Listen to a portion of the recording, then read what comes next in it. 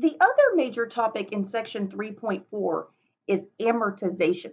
Okay, now that's a really funny word, but basically all it means is that you're paying off a debt.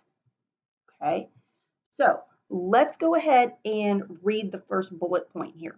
Okay, so it says, suppose you took out a loan, whether that be for a home mortgage, a car loan, a student loan, and you wanted to pay off the debt in a fixed number of payments with the bank charging interest on the unpaid balance. A debt is amortized or killed off if it is repaid by a regular sequence of payments.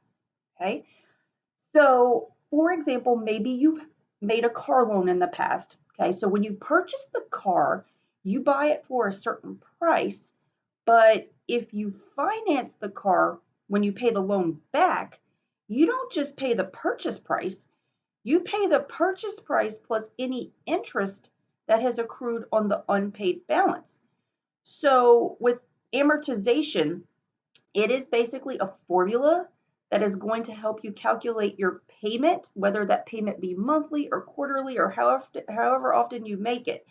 And that regular payment you make over the life of the loan is going to help you pay off not only the purchase price of whatever you've bought, but also any interest that has accrued on the unpaid balance. Okay, so if we take a look at the second bullet point, it's going to tell us how to come up with this formula for paying off a debt. Okay, so in the second bullet point, it says, how do we calculate the correct payments to amortize a debt?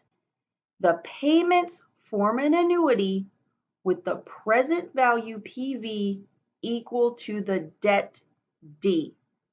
To find the payment P to amortize the debt, we replace PV with D in the present value of an annuity formula and solve for P.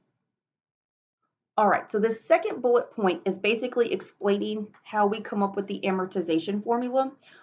Basically what this bullet point is saying is that when you're paying off a debt, so maybe the car loan that I was talking about, maybe you're paying like $300 a month for 60 months to pay off your car.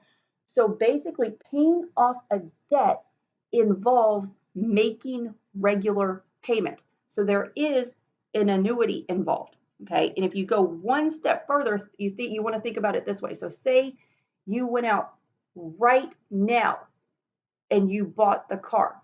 Okay, the present value of the loan, how much the loan is worth right now, is equal to the debt, which is the purchase price. Okay, so this is a really important statement right here. Okay, that the present value of the loan is going to be equal to the debt. And when we're talking about debt D, D is referring to the purchase price.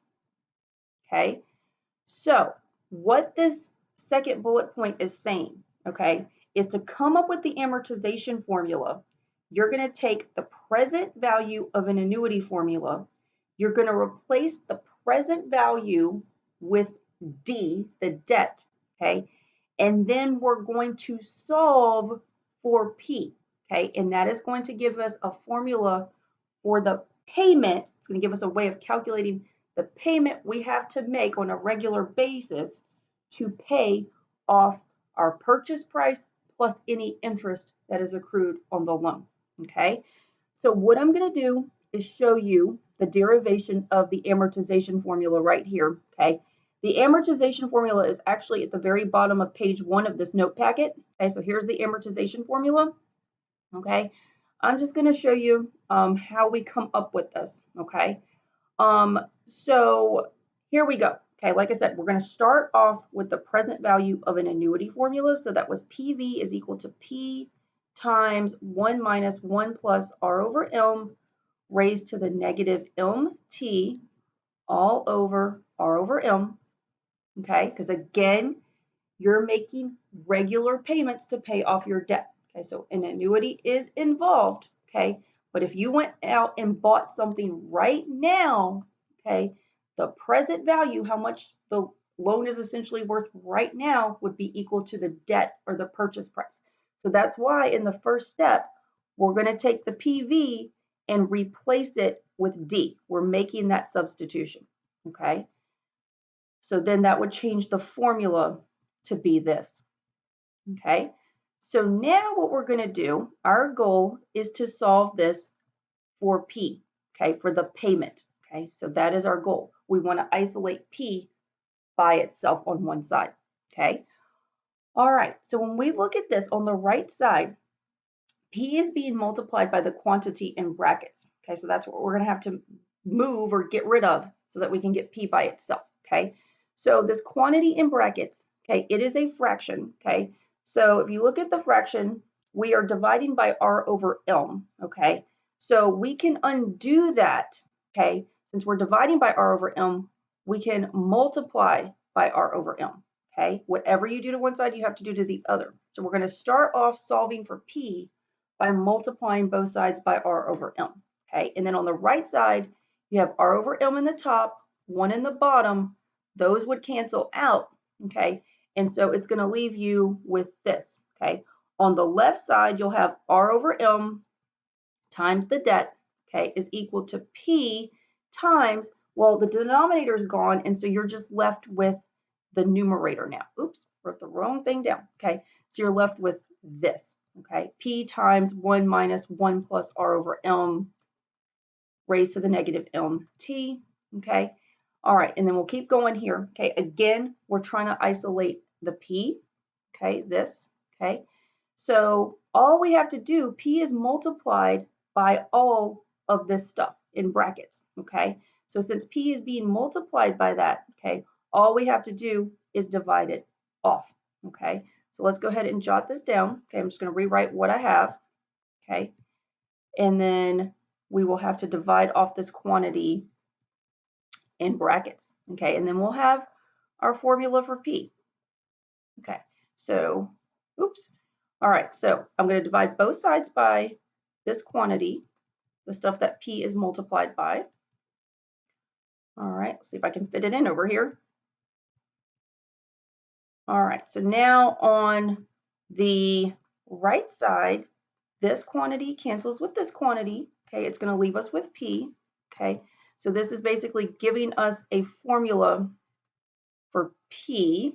Okay, and I'm going to go really quickly to the bottom of this page and I'm going to take a look at the amortization formula. Okay, it's not exactly this, it's really close. Okay, notice if we're comparing this to this, okay, the denominator is cool. Okay, all they did, this is really the same thing as this. Okay, they just rewrote it a little bit of a different way. Okay, if you're like in the numerator, you have R over M times D. Okay, if you apply algebra rules, you can actually pull that D out front. Okay, and it's still understood to be in the numerator. Okay, so you can just take this statement right here and rewrite it this way. Okay, so this is how now you see an identical match, okay, to the amortization formula. Okay, so this is your amortization formula. Okay, and that's what's right here in the box. Okay, you do not have to know how to derive this formula. Okay, but I'm trying to show you this for a couple of reasons. Okay, what I need you to know, if we go to our formula sheet, okay, at the very bottom, you have the present value of an annuity formula and you have the amortization formula, okay? These two formulas are equivalent, okay? These are equivalent formulas, okay? You can use them interchangeably, okay? So the big difference between these two things, okay, you need to know that PV is the same thing as D. Those two things are the same, okay? And the other big difference between the two formulas, if you're looking at the present value of an annuity formula, it is solved for PV, which is the same thing as D, okay? So that's one thing. And then if you look at the amortization formula, okay, it is solved for the P value, okay? So they are solved for different things, but they are equivalent formulas. The key is knowing that PV is the same thing as D, okay? Since I'm on this formula sheet, I'm going to go ahead and notate, okay, what we learned, okay? When are we using this amortization formula? We're going to use this when we're paying off a debt, okay? Luckily, this amortization formula, it's one of the easier ones to identify. Okay, so anytime you have a word problem and you're just trying to pay off a debt, you're going to pop it into your amortization formula. Okay, you could also pop it into your present value of an annuity formula because they're equivalent formulas. Okay, with PV and D representing the same thing. Okay, all right, so if we go back to the bottom of page 1 here, okay, so here's the amortization formula, okay, again, same thing as the present value of an annuity formula with just PV and D being interchanged, okay, and this amortization formula is solved for P instead of PV, okay. Um, if we look at the right here, right side of the box, okay, it's just explaining what all the variables are, okay. So the obvious things, R is the interest rate, as a decimal, M is the number of compoundings per year, okay, so how often the interest is going to be compounded on the unpaid balance. It will also coincide with how often you're making a regular payment, okay. T is the time in years over which you're paying off the debt, okay. D is, of course, the debt to be paid off. When you think of debt, okay, the D, it is the purchase price, okay. So if you went out and you bought a, $20,000 car right now, okay, the D would be $20,000, okay. P is going to be the amount of the regular payment that you're going to make every month or every quarter or however often to pay off your debt, okay? Again, I cannot emphasize enough when you're calculating your payment with amortization, this payment you come up with that will pay off your debt, the payment, this regular payment, pays off the purchase price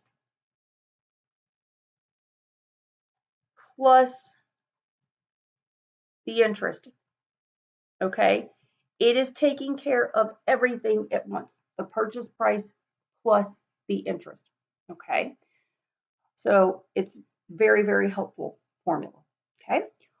All right, we are going to move on to the next page and we're going to start doing examples with this amortization formula.